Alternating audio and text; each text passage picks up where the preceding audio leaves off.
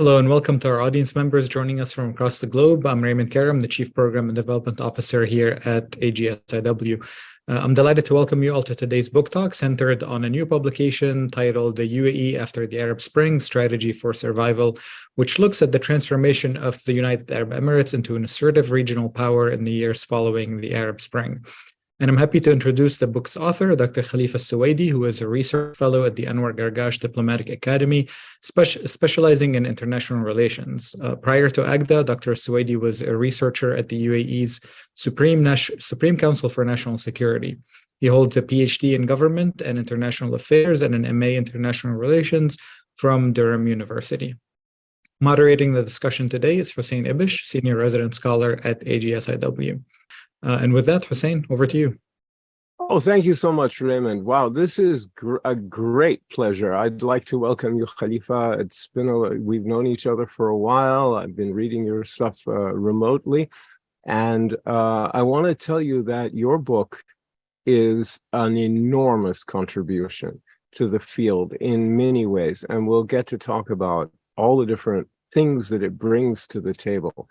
But I want to say up front, first of all, the most important thing about it is that it's a very serious, detailed work about the evolution of statecraft in the UAE, written by an Emirati.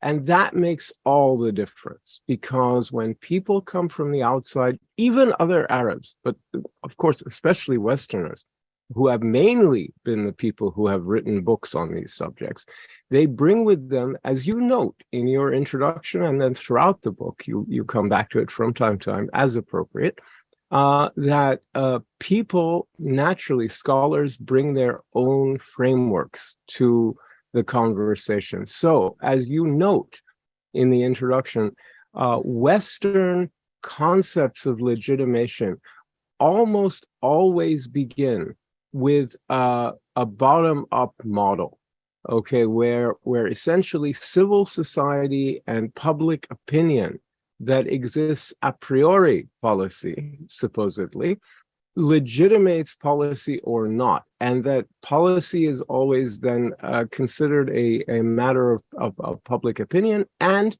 a popularity contest, and is bottom-up.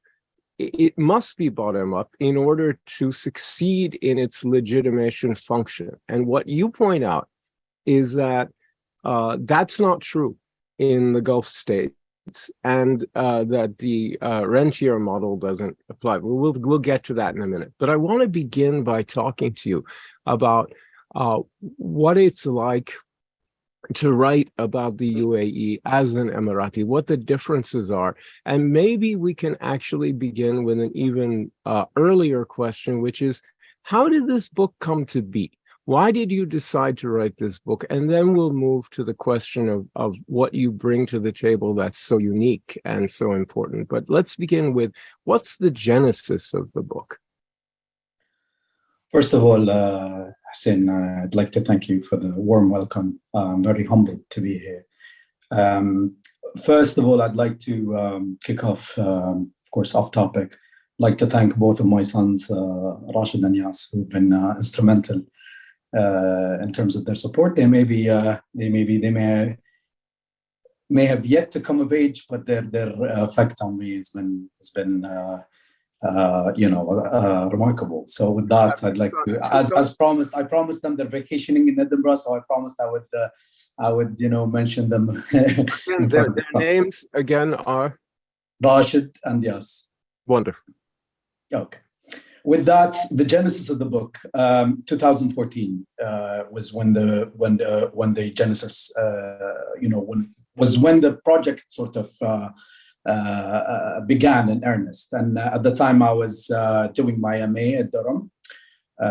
It was my second master's, and I thought about Weber's idea of legitimacy and his sort of framework of legitimacy, which I think is quite, which I think retains a lot of purchase, even in the work of in politics as overall.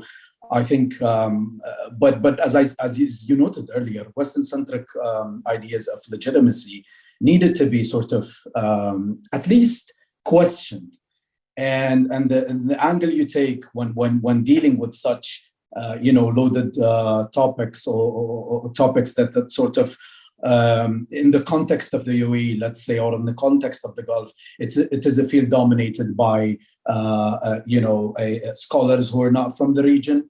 So in a sense, they may have a grasp of the language, some of whom have a grasp of the language, some of whom speak excellent Arabic and are well immersed in their respective communities. However, there are a lot of cultural nuances that are not yet or are yet to be captured. And I think my book, in a sense, set out at the beginning to capture those cultural nuances and to kind of amplify those, to show that legitimacy is not sort of or let's say this is where the rentier state model comes in, is in that legitimacy cannot be secured by buying off a passive population. So in that sense, we kind of the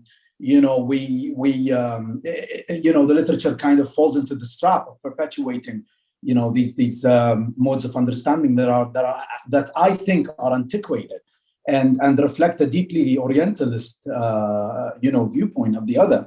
And just to think that we're passive, as an Emirati, to think that I'm passive, and my sort of or popular consent rather is purchased, as opposed to kind of obtained through evolving means of legitimacy. And this is where the kind of the conceptual framework of the book, this is where it kind of sets out to draw a picture, at least conceptually, to say that legitimacy encompasses different elements. Of course, as far as the book is concerned, it's 4 key pillars pertaining to foreign policy, to top-down reform in the context of citizen building, and as well, which I think and theorize has a sort of carryover effect into or manifests itself rather in the state's foreign policy. So there is this sort of interplay between what it means to be Emirati, in the States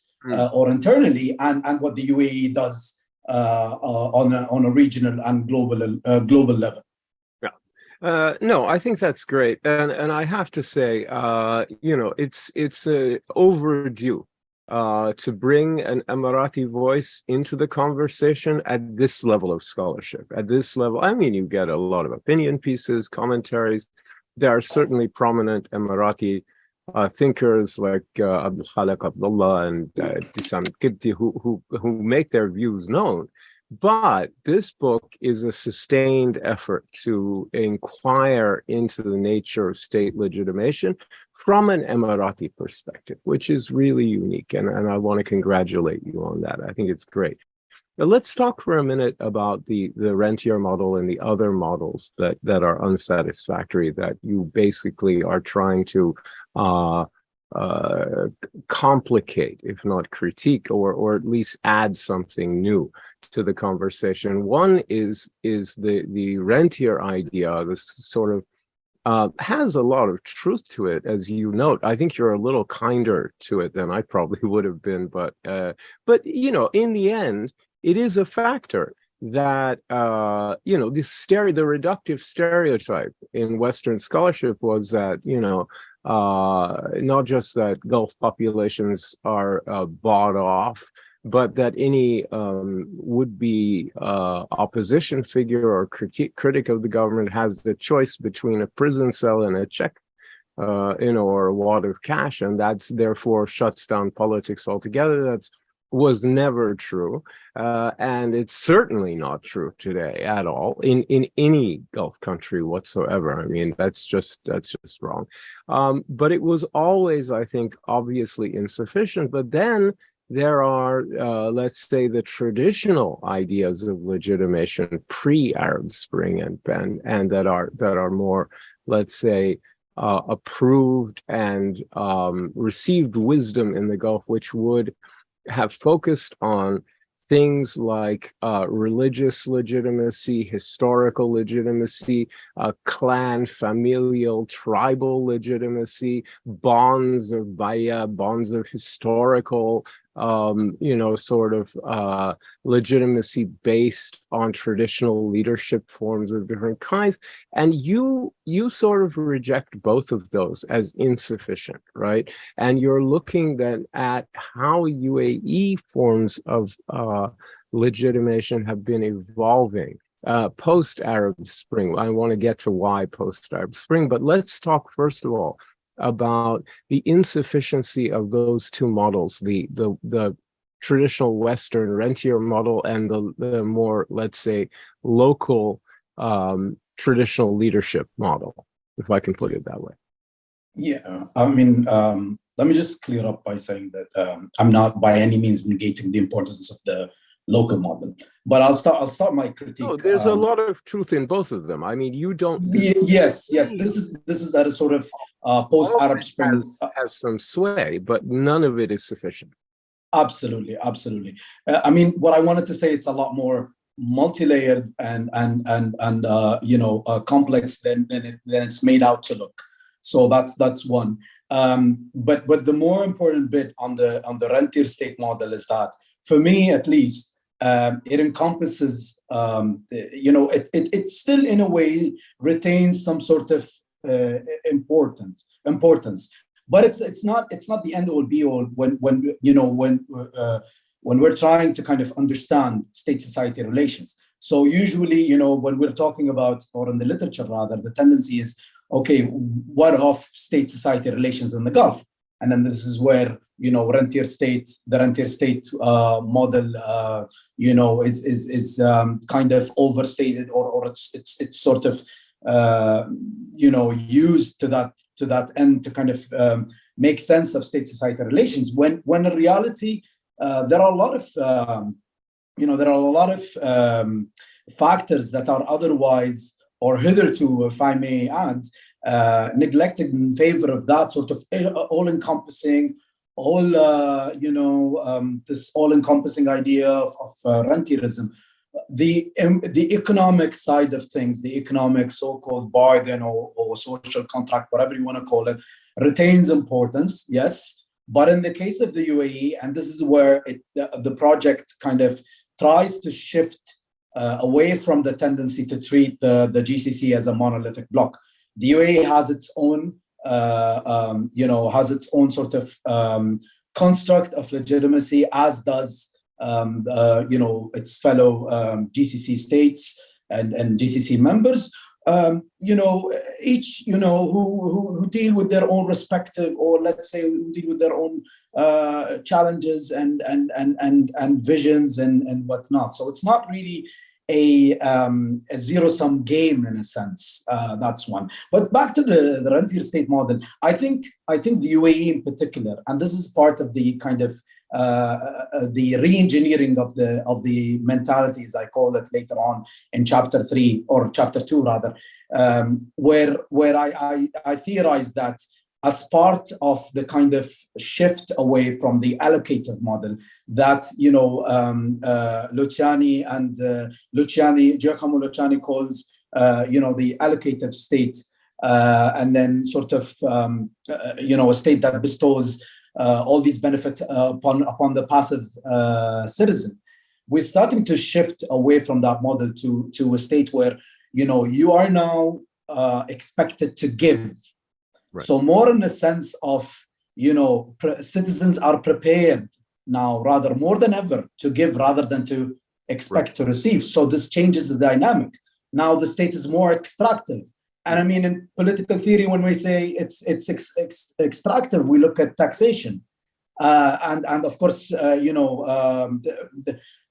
tendency is to say, there's going to be taxation or whatever, unless a state levies taxes upon its population, then it's merely allocated. But in the case of the UAE, the rhetoric is changing from the top down. It's re-engineering that mentality. Nowadays, those so-called benefits or the cradle to grave welfare system no longer exists. Yes, there are some elements which are cradle to grave in their nature. Yes, of course, but it's not sort of it's not the truth for each and every Emirati. Being born into this kind of world of privilege and being spoon-fed and all that. And for lack of a better word, this used to frustrate me a lot when I used to have discussions, whether at at the academic level, or whether in conferences and whatnot, to try to deal with those stereotypes. And I may say, as an Emirati, the odds are stacked against you, because you're seen as being in a rock, or you're caught between a rock and a hard place. Right. And there are people, on the one hand, who think of you as being sort of, apologetic, or one of those, apologizing or practicing some sort of apologetics. Right. And there are people, on the other hand, who think that, okay, it's a lost cause to try and, to refute a body of literature that is politically and agenda ridden. What are you, what are you trying to achieve at the end of the day? And my goal at the end of the day is to kind of try to add to that vast body of literature, to try to add my understanding. And I think, as you pointed out, and rightly so, it's overdue. And in my kind of role, day in, day out, or in conversations, informal conversations, I try to push people, Emiratis, to engage with the literature, not because I'm trying to endear myself to those scholars and whatnot. No, I think it's a for lack of a better word, I wouldn't call it a battle for narratives, but in a way, it is some sort of an exchange of ideas. It is a marketplace where you present your own ideas, and if you're not doing the talking, as an Emirati, someone will do it on your behalf. That's and right. That's the conversation you have to join. You have to speak up, or the conversation will go on without you. So I think you're right. I think that there's an old model of politics that holds that politics constitutes a fight over who gets what when, and that's the allocative state model. And it's really, again, like the rentier state model. There's a lot of truth to it. Of course, that's a lot of what people fight over, resources and over who gets what when. But there's also the fact that human beings can and want to become part of something bigger than themselves. And there's also the kind of JFK, ask not what your country can do for you, ask what you can do for your country, factor in politics that is very important when ideology comes in. Sacrifice is something that also exists. It's not just an allocative state. It's also states that ask of their citizens, and that the UAE has been moving more in that direction. But we'll come to that. Let's go back a little bit, and let me ask you, why the Arab Spring? Because it's there in the title, and it's shot throughout the book. I think it's an obvious starting place in many ways, but please explain to our audience, why would you begin your analysis of the evolution of statecraft in the UAE with sort of the Arab Spring as the primary inflection point? Very good question. I think at a point for a state that was at the time only 40 years old when the protests broke out, I think it represented a key challenge amid the sort of perceived withdrawal of the US from the region. Now that was at the time a foregone conclusion in the minds of a lot of policymakers, let's say here. So the state had to kind of carve out a new survival formula. That is one. They, of course, there's always the perception of threat. And dare I say, the UAE, along with its GCC, counterparts, felt tremors of the revolutions or the protests that swept the entire region. So when Hosni Mubarak fell, the doubt began to kind of like. There was a lot of basically a loss of faith in a traditional ally. There was a point in time where again, to use that phrase, they were caught between and I'm talking about the UAE specific. It was caught between a rock and a hard place, as in having to kind of carve out a new forward-looking strategy, which in a way rests upon this concept of hedging. Or a hedging strategy, as we IR scholars like to call it. So that's one. I think also what was really important at that particular time was when the Islamists became far more vocal and began to sort of ask questions of the state. And those didn't quite materialize. This is mainly, you're talking now here inside the UAE itself. Yes, inside the UAE, yes. And my theory is, the internal and the external are inseparably, linked. So I cannot sort of attribute a state's foreign policy to or its evolution or lack thereof, let's say, strictly to structural determinants. Yes, structural determinants and the state of the global arena plays a role, but then again, we look at the internal, which is what this book adds. It looks at the sort of these evolving concepts, or as I call them, the national role conceptions, which dictate how the UAE views itself, or let's say in the case of the UAE, how the president and obviously the key decision makers in the country envisage that sort of role for the country. So as being a sort of active player in terms of regional stability, as being sort of having a zero tolerance at the time, of course, a zero tolerance approach to political Islam, be it internally and externally, seeing those or viewing those protests and all that as anathema to order and stability, and of course, which this is what came to kind of underscore its approach post Arab Spring. So this represents a key departure from earlier norms of understanding the UAE, because I think that point it needed to kind of be amplified, and it needed to be amplified in the sense that let's look at the emerging forms of not just legitimacy per se, but also forms of statecraft and survival, which came to kind of or became salient features of post-Arab Spring UAE.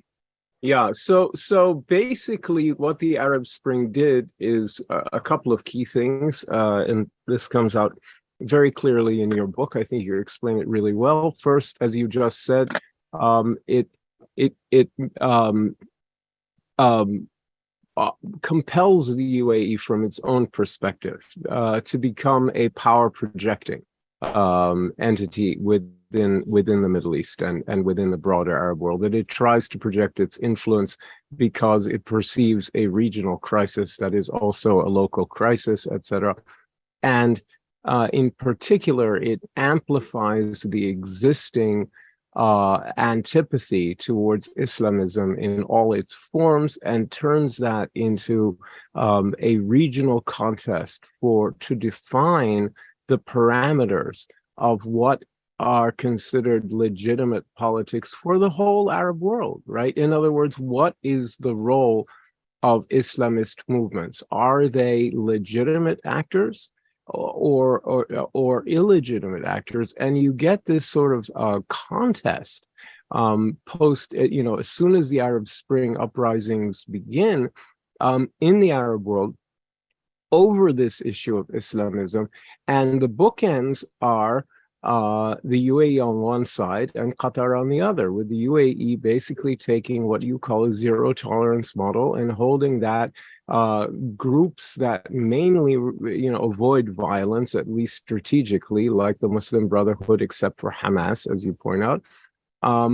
are seen by the UAE as the source of the problem, as the origin of all the ideas and impulses that lead people ultimately to become Al-Qaeda or Daesh or what have you.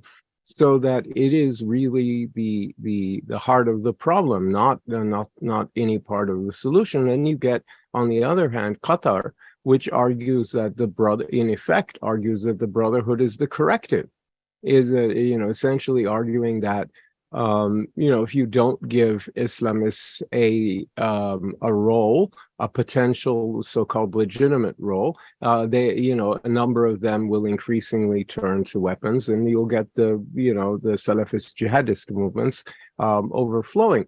And in the end, I think the UAE's argument has won out. Now, whether that has anything to do with UAE policy or not is another question, but it certainly animated Emirati foreign policy and to some large extent domestic policy. So what I wanted to ask you, there's a payoff to all this little rant of mine here, which is, to what extent has the ideological struggle over Islamism defined Emirati policy? To what extent is it a definitive feature? And you could say the same thing I could ask a Qatari the same thing. To what extent has their support for certain forms of Islamism, at least before the collapse of the project in the Arab world, which really happened, around at the end of the decade, defined their identity and policy and their statecraft? But I want to ask you from an Emirati point of view, how deep does this go? I think it has its roots in history. Now, as I set out to argue earlier in the book, and I take the example of Abu Dhabi as being sort of insulated historically, or having this sort of attitude, a zero tolerance, let's say, approach towards any form of transnational movements. So let's say Abu Dhabi, to a large extent, remained up until Sheikh Shakhbut's reign. It remained, in a state where it became inoculated against pan-Arabism on the one hand, and then secondly, against, of course, wider Islamism, be it, of course, the Muslim Brotherhood or Salafism and all that, and that's owing to the sort of Islam that was practiced, or the Sunni Islam. Of course, it was Sunni Islam, but it was of the Malki school of the Malki madhab. With a little bit, which retains today. It's a nice jurisprudential model. Yes, for our listeners, that means the jurisprudential school. Yes, and retains a distinct Sufi element observed nowadays in celebrations of the Prophet's date of birth, etc., etc. So these were the community, kind of the fabric of society was weaved into that sort of consciousness of society back then. So when the UAE expanded, and it was that mentality that was there throughout the which sustained throughout the sort of throughout the ages, if you may. Now onto the kind of more onto the kind of Islamism nowadays and sort of in the past decade or so. I think it's important to point out that the UAE views Islamism rather as a key source of it's a key threat to its national security. Whether that threat is overstated or not, remains a topic of a topic for another debate. But to me, looking at it, it was important to for the UAE at least to again inoculate its population against any sort of attempts from Islamists to draw upon the narrative of Muslim unity, and that there is this perceived decline of the Muslim Ummah, and to kind of use that to galvanize the people against, or to galvanize people. And the country was well aware that this may sort of instigate a political crisis. Again, as I said, whether that was going to be a full-blown political crisis or not is it was unlikely. But then again, the means with which, or the means by which the UAE had set out to kind of inoculate its population is very interesting, because in 2006 we witnessed and this predates the Arab Spring, mind you. We had educational reforms. So we used to have many school teachers or university teachers, many of whom were exiled members of or members of the Muslim Brotherhood living in exile. And they taught us at school. They educated us, and part of our religious consciousness and all that was formed by those people. Yeah. So for us, it was a case of kind of revisiting the educational system and reforming it, and it was a revolution at the time. Now with that, you needed to of course build a sort of and the Arab Spring was a key departure point again, because it necessitated a construction of a new Emirati identity, one that is rooted in, as I note in the book, when the state talks about tolerance, when the state talks about its openness and all that, and incorporating people of different faiths and all that, it encompasses a political element to it, because it's important, because the underlying message here is that, look, you either have this stable, of course, authoritarian system that welcomes all people of all backgrounds, of all colors, and gives them stability and security, or you would have, in another scenario, you would have the Islamists who would whose worldview is rooted in of course discrimination against minorities and all that. So usually the Egyptian experiment or the Morsi's reign is often cited to kind of like amplify that point, to say, look at how he treated women, look at how he treated the Qubts, Laqbat, and all that. So it's often used to further legitimize this project of rebuilding the Emirati citizen. But there is something interesting as well from a historical point of view, which is the sort of the topic of my second book now. You have a sequel. Excellent. Not a sequel per se, but more of a spin-off. Another book. Okay. What is that going to be about, please? Yes, as you mentioned, with JFK's famous remarks on being prepared to sacrifice one's life for the country. One of the key historical experiments or key historical points, let's say, was Frederick the Great's Prussia.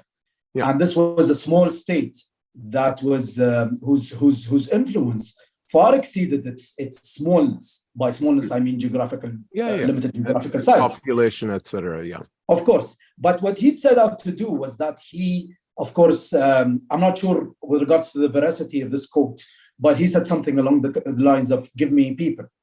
So he opened up society. Of course, his father was a staunch Calvinist. But he himself, of course, he was Calvinist by descent.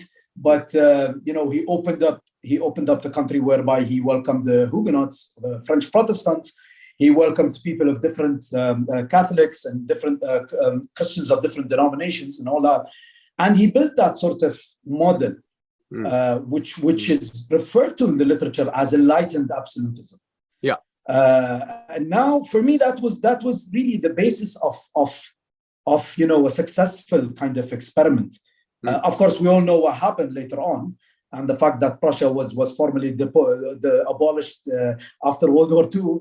But you could argue it swallowed up the rest of Germany, and Germany was sort of Greater Prussia.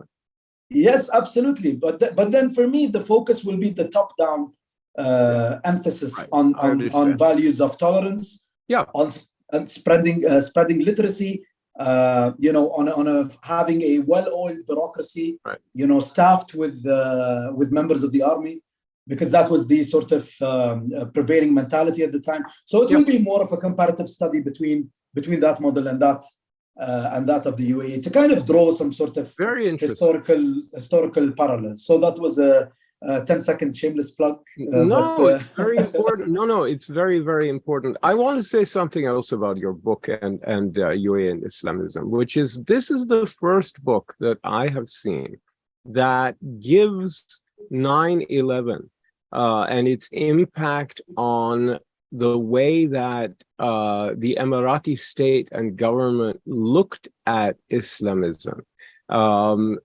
Its due weight. I think it's usually sort of mentioned, but you dwell on it as a key inflection point. And for me, it absolutely is a key inflection point, as important in shaping the zero tolerance that eventually developed as the Arab Spring itself. It is the three-alarm fire because of the participation of Emirati citizens in the attack, the fact that one of the planes that was driven into one of the World Trade Center towers was piloted by an Emirati, and that after the 15 Saudis, the greatest number, which was I think 2, nonetheless is the highest number, because you have one Lebanese and one this and one that, but 2 Emiratis. I mean, this I think shocked the leadership and shocked them into action. And then you talked about the educational reform, the purgings that went on to try to clean, Islamist Brotherhood and other sort of Sahwa-style views out of the educational system and some other parts of key national institutions. And it sets up the natural response to the efforts of Islamist groups backed by Qatar and Turkey to try to... I have to credit, Hussein, I have to credit the excellent scholar. I don't know if she's here among us, but I have to credit the excellent scholar, Courtney Freer. She's amazing. She wrote extensively about Islamism, and she wrote a bit on that.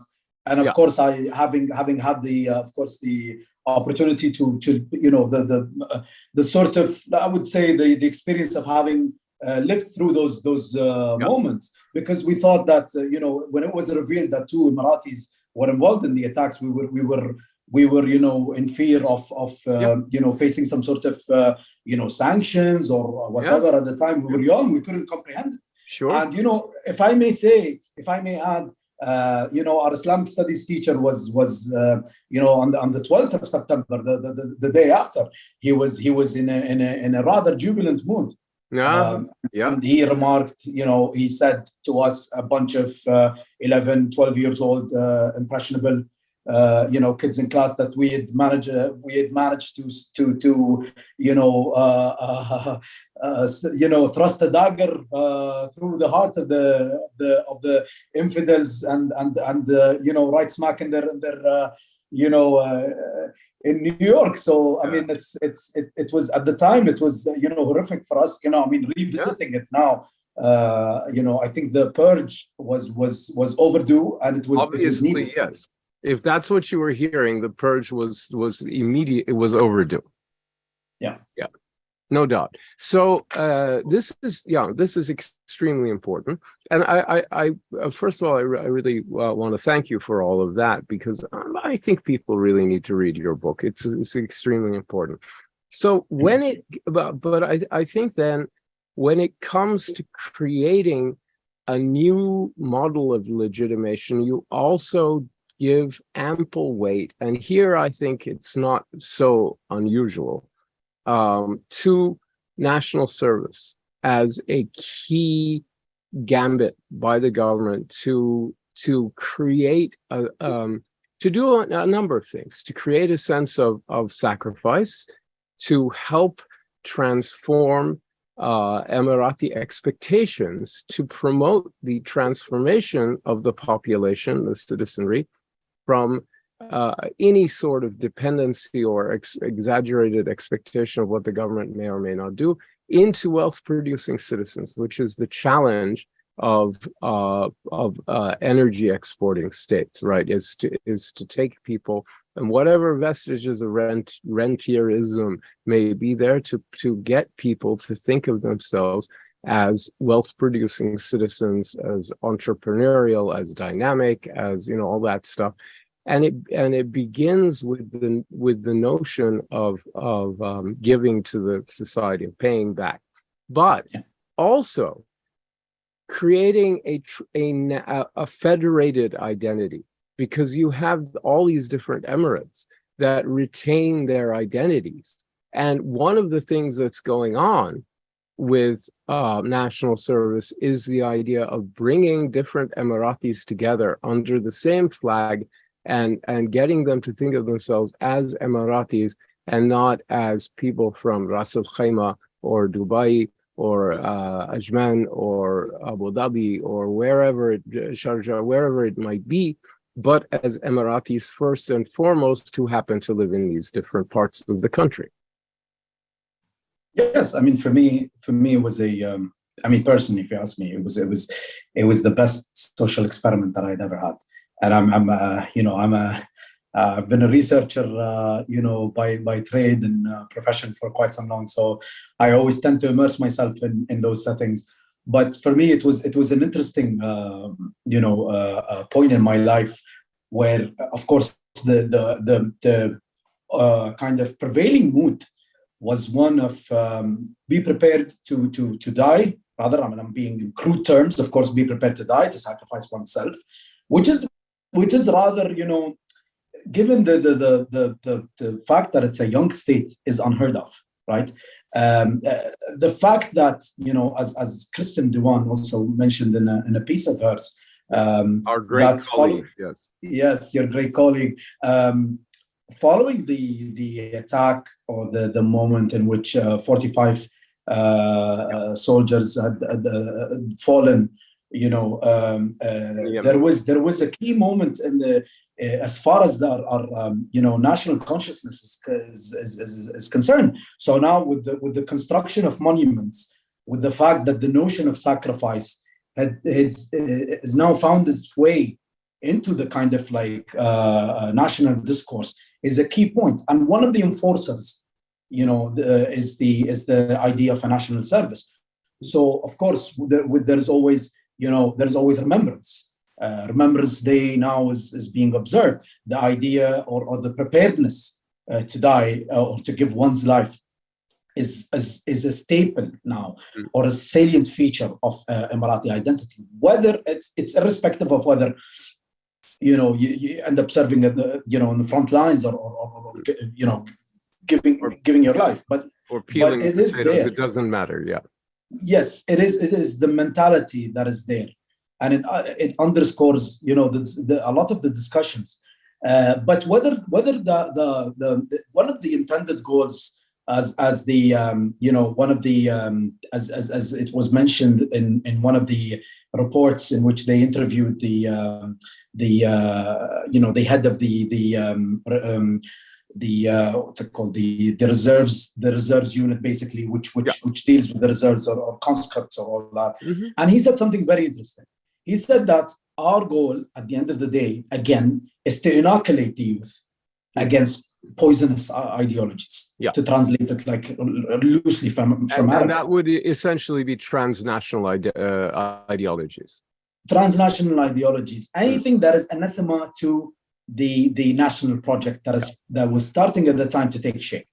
So it encompasses different forms. Yes, there is the national service, but there's also focus on involving youth. There was these changes and in 2016, early 2016, we witnessed the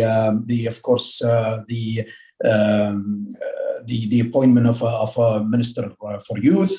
There was also a ministry for tolerance. There was also the ministry for of happiness, which is now lost to memory. But of course, there was interesting departures. What I meant to say was that the success or failure of those kind of projects notwithstanding, it's just the fact that there were experiments. There was more new modes of experimentation with regards to the state's, statecraft rather, both internally and externally.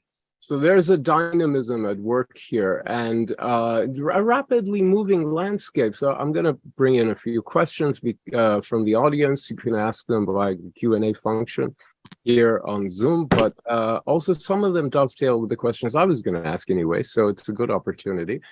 Your book is interesting insofar as it's clear from your text. I mean, you explicitly say, you know, this is a rapidly moving landscape and things will keep changing. And that one of the features of UAE statecraft post-Arab Spring, and I would say pre, but post especially, is a degree of nimbleness that some other countries lack. Say, take Saudi Arabia, another big Gulf state that projects power and influence in the region. It's bogged down by its more complex politics, by its Arab leadership role that it didn't really want but had to take on, its Islamic leadership role that it always did want and fights for, and stuff like that. And what you say is that, you know, since the UAE is doing this dynamic experimentation with a degree of nimbleness that allows for quick actions and a certain independence of you know, from responsibilities that might bog down other actors, like the one I just mentioned, or also its commitment to strategic diversification, which I think all the U.S. Partners in the region, Israel, UAE, Saudi Arabia, others had embraced over the past 10 years. Maybe too quickly, maybe they're rethinking or not, because I think the Biden administration in the past year and a half has been a lot more reliable than the Obama-Trump administrations of the first year of Biden. But it takes time to convince people. And so the question is, what has happened, to look at what's happened since you finished your draft? Because there's a long lag time between finishing a book and then publishing a book. And a lot has happened. And you anticipate it in a way in your text.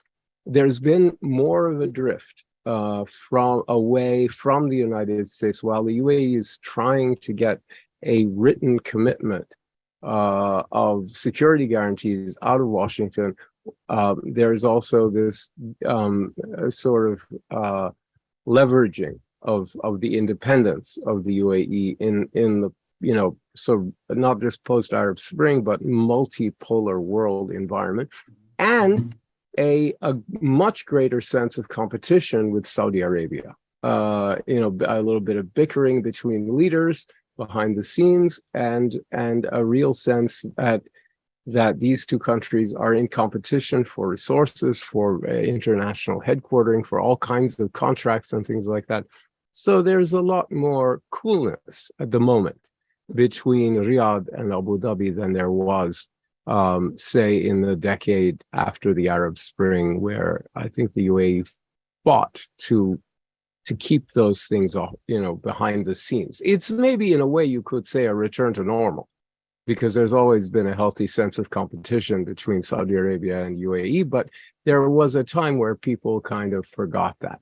So I'm asking that also on behalf of one of our anonymous attendees. So please talk about those two developments. Yeah, I mean, as you noted, there's always a long time between, you know, finishing the draft and having it published in the form of a book. Now, one of the changes that occurred at the time was, you know, if you look a few days back when Erdogan was welcomed and, you know, he was presented with the country's highest honor, which is the Sheikh Zayed's medal, and nobody could have envisaged that like 2 years or 3 years prior. So, I mean, it reflects again the nimbleness of the state in terms of being able to kind of to shift perception or to kind of reach out, let's say, and you know, resolve differences, not to a point where those differences will cease to exist. We don't live in a utopia. There will never be a regional utopia. I think, as I noted recently, I think there will be a sort of rules-based order, or a kind of, let's say, for the uninitiated, we'd call it, let's say, the Westphalian moment of the region. There will be respect for matters pertaining to sovereignty. There will be some form of cooperation, but there will be a kind of like mutual understanding as to what constitutes regional stability. Now, in terms of the competition between the UAE and Saudi Arabia, much has been made of the competition and the bickering and whatnot. To me personally, aside from the bickering that is became the subject of much discussion lately. Yeah, it spilled out into the public, didn't it? Yes, I think it's the level of competition is there needs to be there will be at some point some competition in some areas, but I think the scene is far more diverse than it used to be before. So I don't think the UAE can outdo Saudi Arabia in terms of having a league where you can get all these household names, big footballers. We don't have the population for it. Saudi has 20 million Saudis residing in Saudi Arabia, of course, most of whom are very young citizens. So this sort of thing appeals to them. And Dubai, by the way, that 20 million, that's a guesstimate. It could be much higher, and it could be closer. It could be much 30. higher. We don't know. But this project of bringing in those footballers is an interesting one, because Qatar tried it in the past and it didn't materialize. It didn't succeed because, Qatar at the time, 2003, 2004, of course, the Qatari population at the time was much smaller. And of course, the stadiums were virtually dead. They were empty. But now in the case of Saudi Arabia, tens and thousands of people turn up to see Cristiano Ronaldo perform and Benzema and other players. So that's an interesting project. Saudi Arabia could very well excel in that regard. In the case of the UAE, Abu Dhabi and Dubai, for instance, can excel in different areas as well. So there will be divergence on certain forms of, or there will be some sort of clashes or healthy competition, but there will also be convergence on what constitutes, let's say, I think the leaders will come to a point where they'll say, okay, you know what, we'll turn the GCC into a global hub for sports, a global hub for finance, a global hub for tourism, a global hub for, as Qatar did successfully host the World Cup. So the GCC, by and large, is ready, and what's missing now, I think, and which would be an interesting addition, is a GCC-wide rail network, which would be a game changer. Yeah. That's something that I'm very much looking forward to. Having that sort of infrastructure. So I guess I think competition will be there always. Yeah. I think sentiments, negative or positive or otherwise, will be there. I don't think it's a utopia, but it's interesting that it's starting now to kind of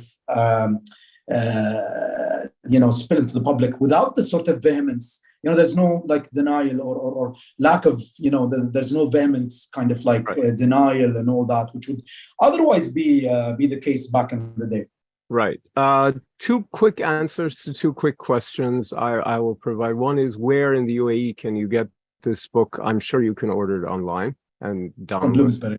Yeah. And please don't complain about the price. But you can get it. But you can get it online. That's yes. for sure. And I must add that I received very, I don't receive much in terms of well, I think no one ever got rich writing academic scholarly books. So the second thing is, or even paid. You do this. It's a labor of love. Absolutely. The second question was, who still repeats the rentier model? I'll just throw out a couple of names. Davidson, and anyone who writes after the Sheikhs and talks about the imminent downfall of all these systems in the Gulf is basically proceeding off of that model. There are many other examples, but there's a quick answer for you on that one. This is a news article that came out. I'm sorry, Hussein. There is a news article and a piece that came out a few months back by The Economist.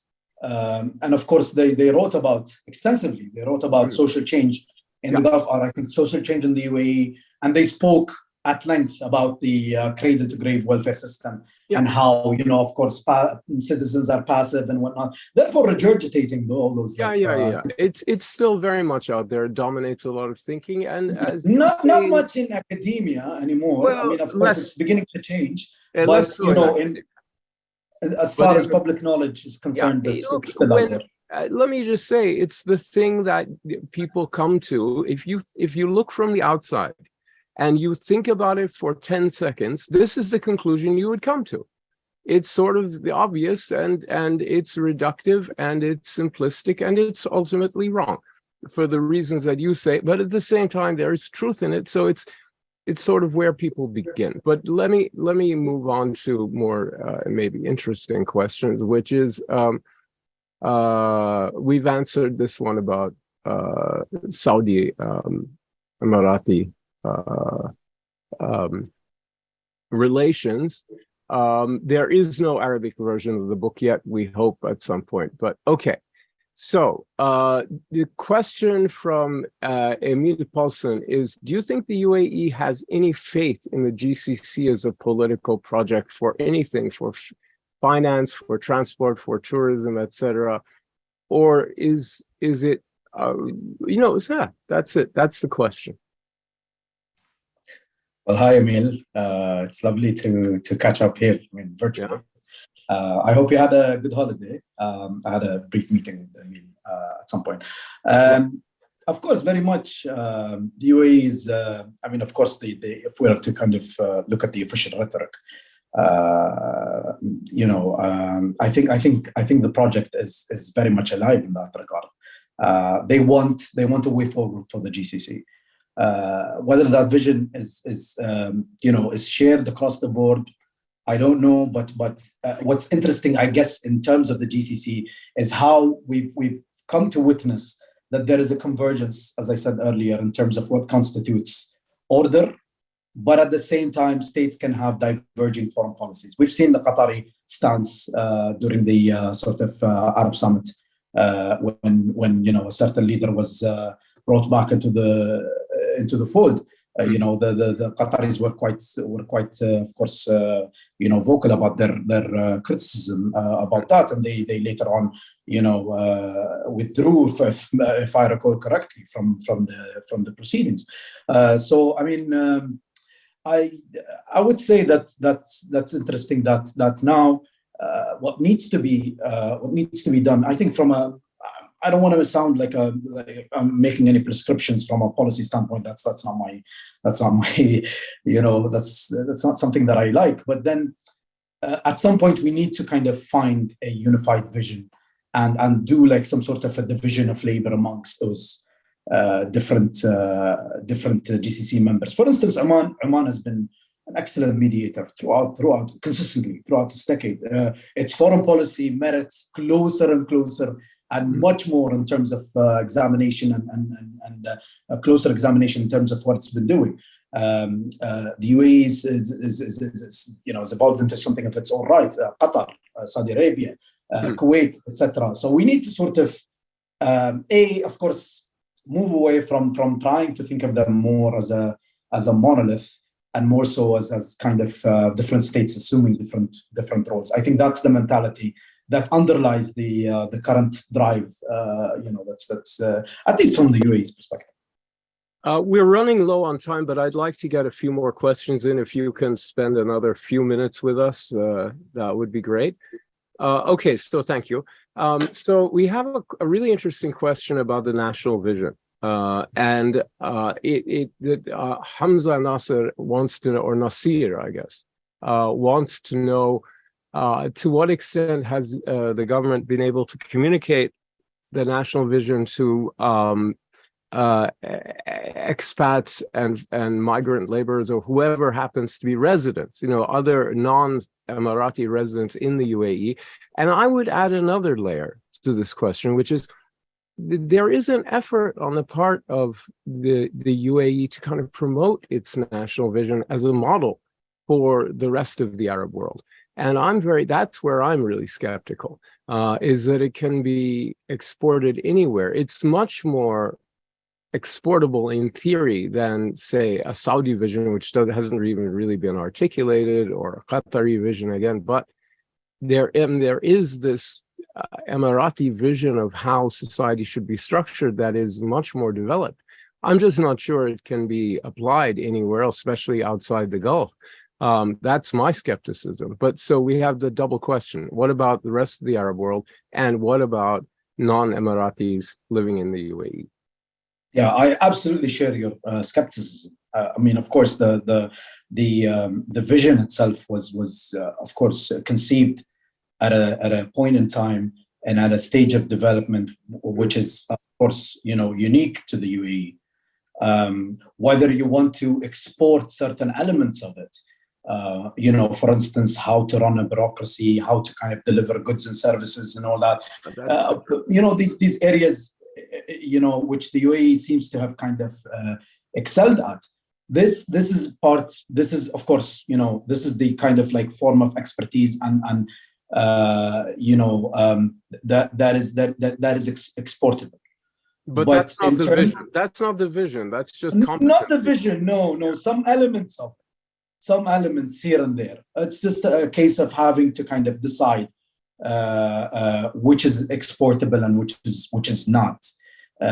Because I mean, once again, there are things that are unique to the country itself that sort of respond or cater for the population, the demographics in general of the country, which leads me to the other question regarding non-citizens.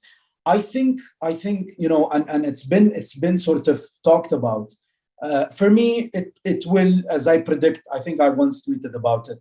In that, we have residents or migrant workers, of course, both blue collar and white collar.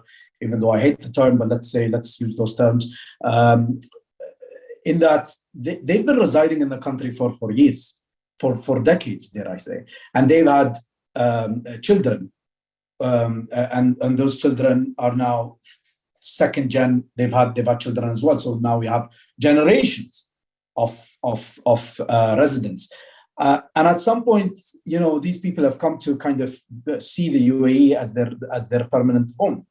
But at the same time, with the government introducing golden visa schemes and the sort of which later on there was the golden visa scheme on the one hand, and also the naturalization scheme on the other hand. Now, with the golden visa, it's unobtainable for the majority of the residents. You need a lot of gold to get a golden visa.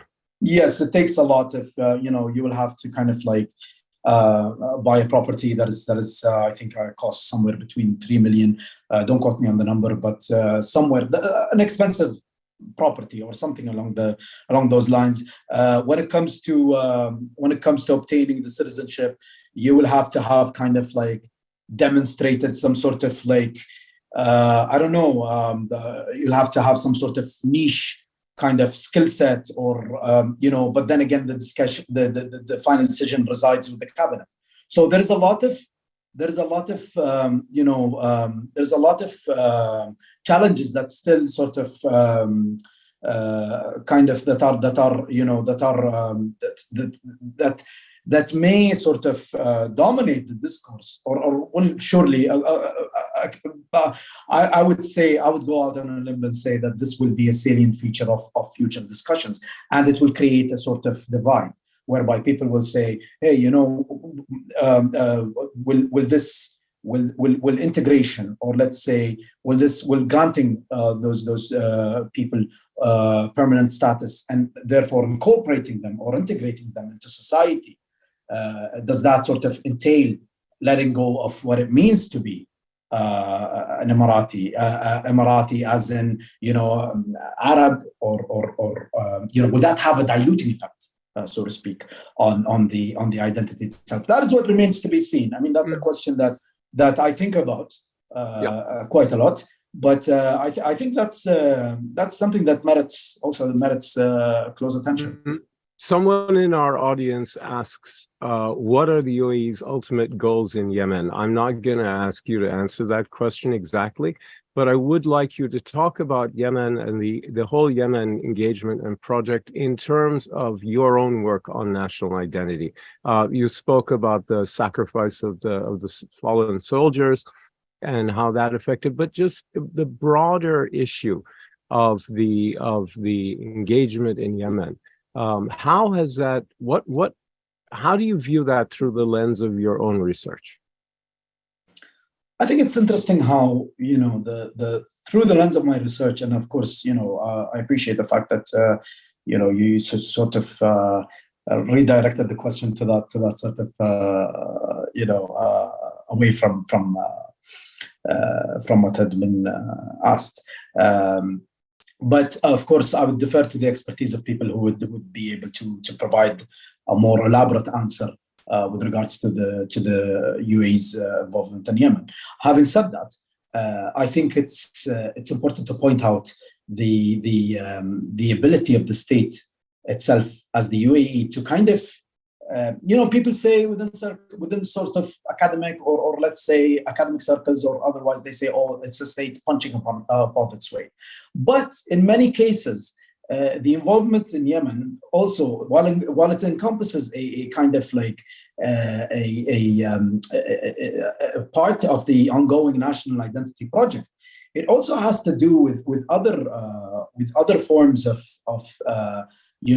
security and stability as far as the UAE is concerned, which is securing supply routes. As you may know, food, of course, food supply and whatever. You deal very well with food security as a absolutely, and that's a very good part of your book. Yeah, and that's one of the areas that even when COVID-19 struck, Sheikh Mohammed bin Zayed famously said, food and medical supplies are non-negotiable. They'll be provided to everyone at all costs. So we'll do whatever it takes. We'll tap into our, if needs be, we'll tap into our strategic reserves in order to feed the people, because the UAE at the end of the day is a food insecure country. And I think the top level of the UAE, the top level by that I mean the top decision makers in the country are very much aware of that. Food is abundant.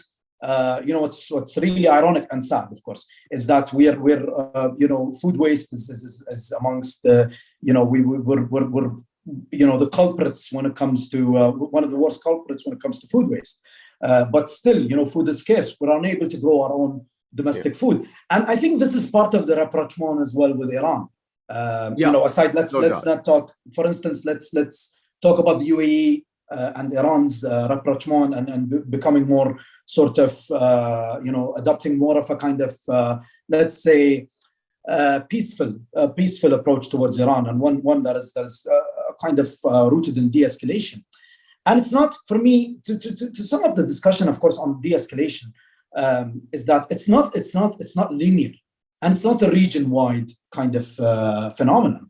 It's instigated by individual states. Yes, there is the norm that is, we can lazily look at it and say, you know what, these autocrats or authoritarian leaders, they've wreaked havoc everywhere, and then now they've realized that it's that their respective campaigns had failed. So they've decided to just let's make peace with one another. No, that's not the case. There is a lot of pragmatism that underlies this sort of move towards rapprochement. And one of the key areas is that in one of the regions of course, in the northernmost regions of Iran, there is adequate rainfall. Of course, it's lush, it's green. And there is room for the UAE, for instance, to invest in the agricultural sector there and secure its own food supply. Because the fear was back in the day was that Iran was going to shut the Strait of Hormuz and deprive us of food supplies. So for that to happen now, for there to be a departure from there and to secure, the supply routes and diversify, if I may add, those supply chains, it's interesting because it signals a departure from from the sort of the earlier modes of dealing with, threat perception when it comes to something as grave or as important as food security. Okay, last question from the audience is going to be about COP28. And to what extent is COP28 an opportunity to reshape international perceptions of the UAE and to promote the UAE and its vision and all of that? I mean, to what extent does something like that fit into this strategy that you've been describing so well? I think I'll go back once again. I'll revisit the point on Gulf states, excelling or becoming something in their own right. So let's say the UAE has taken the front. And it's been a while since the UAE had taken the lead when it comes to alternative or diversifying its energy profile or whatever. I'm sorry if I butcher the energy jargon or lingo. I mean, I'm no expert. But the project in Baraka, and the nuclear project, or of course that's one. Masdar was launched back in 2008. So there was a clear kind of top-down drive to diversify, the UAE's energy kind of energy profile, so to speak. COP28 represents an opportunity for the UAE to galvanize the international community. But at the same time, the message from the UAE is that oil is here to stay for a while. Hydrocarbons are here to stay for a while. However, we can bring these several parties together to have a discussion on how to kind of decarbonize, or let's say lay a foundation for decarbonization. So the UAE wants to be remembered as having sort of brokered, or let's say or having sort of instigated that shift towards more a kind of, let's say, more of a political will on behalf of those states taking part in COP to do something about climate change. All right, excuse me. So yeah, no, go ahead. Yeah, no, finish your thought, please. Yes, and that's. I mean, I think this is the area that merits, that needs to be examined and understood, rather than just attributing it lazily once again to it's just greenwashing, it's just sports washing, it's this whitewashing. Fine. I mean, to each his own. That's fine. I'm not sort of invalidating anyone's opinion. They're free and entitled to have their own opinions. But again, there are challenges with which the state deals day in, day out, and that's from a purely national security perspective. And that's, the UAE doesn't have a clear-cut document as does the US on its national security strategy. But in the minds of those who are the architects, or let's say the masterminds of the national security of the country's national security, I could tell you that the environmental file features prominently, because climate change poses a very, very grave threat to the country's very survival. It's a matter of habitability, right? I mean, if temperatures go up a few more degrees and cannot be managed, then you need a technological solution that's very comprehensive to render this region habitable. Otherwise, it won't be habitable. And so it's really a problem. But listen, I want to thank you very much. We went over by almost 15 minutes, which is a long time, and we could go on forever. But, I just really want to thank you for the generosity with your time with us. And I want to thank you for writing this book, because it is so, it was so needed to have an Emirati voice writing about Emirati statecraft. And I hope we get a similar one from each of the other GCC countries, because we should have. May I just conclude? Sorry, it's something that I wanted to say. I was going to ask you for your final thoughts. Yes. Sorry for that. I would like to urge every Emirati or Khaliji, let's say, because there is a dearth of Emirati-led scholarship, as I talk about in the book. Look, I decided to throw caution to the wind at the time, and I wrote to many publishers. Of course, many of whom didn't have the, didn't even bother to get back to me. But, until Sophie Rudland of Bloomsbury got back to me. Thank you if you're, if you're here with us. But the main point is, have faith. Have faith in what you offer, and try to kind of present it out there. Take part in conferences, take part in discussions and all that. Sometimes there may be a lot of criticism leveled against you, or you may have, the gatekeepers, as I call them, in the community, and I'm referring here to people, within the sort of think tank community.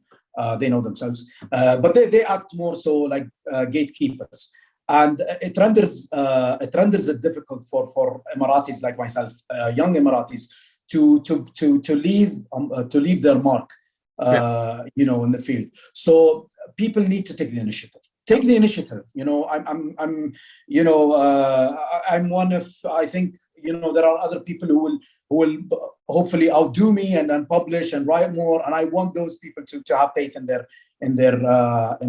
themselves, because there's no shortage, I can tell you, Hussein, in terms of talent and the ideas and all that. There are people who are far more eloquent, far more articulate than I am, and they can present their ideas on a global level. So what's needed is that little bit of a push.